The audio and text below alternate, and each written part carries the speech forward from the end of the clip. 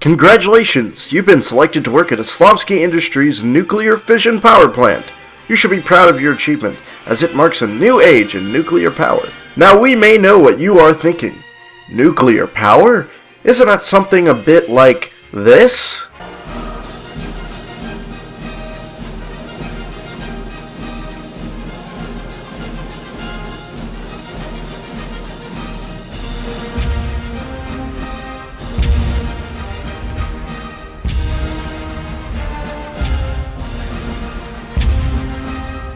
While the atomic bomb may be the first example of the tremendous and terrible power inside the atom, it may not be the only example in which its power can be used. In fact, nuclear power can be used in quite a great way.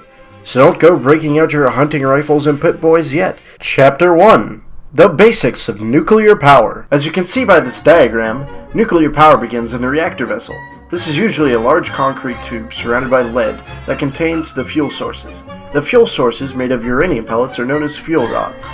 The fuel rods create a nuclear reaction through the fission of atoms and radioactivity that create an immense amount of heat, which heats up water. This water then becomes steam and passes through a turbine, and is ultimately condensed and returned back to the cycle. Meanwhile, the turbine, which is spinning, generates power via the generator, and this power is then sent to your home to power things, such as your computer. The spent fuel rods are then sent to a cooling pool to let sit for a few weeks, and then finally are packaged up in a giant metal container and sent to some undisclosed location where it can be kept hidden from terrorists and other people who would like to get their hands on it.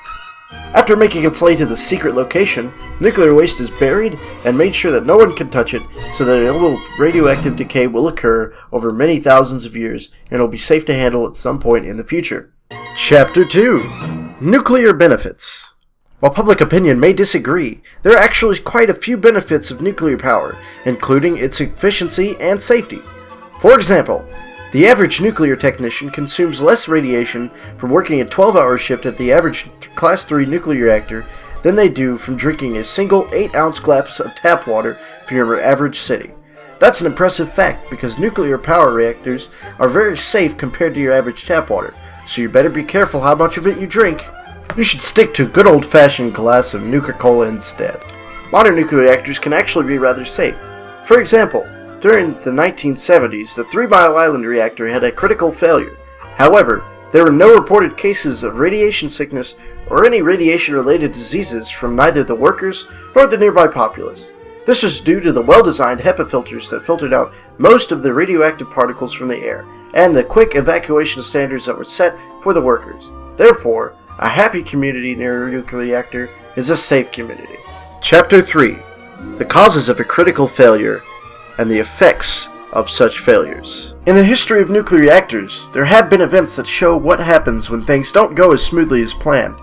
The results can be disastrous, especially for 2 specific cases: the Chernobyl event and the Fukushima event. Both of these were disastrous for their area. While it is quite obvious that we haven't had a nuclear war on a global scale, and that nuclear weapons have only been used twice in an act of war, the effects of radiation are still felt in certain areas around the world. For example, in Chernobyl alone, there are still burning fuel rod pieces that are left around in the Chernobyl ruins, and it was not cleaned up by the Soviet Union. This has resulted in thousands and millions of dollars has been spent to clean up the area to no avail.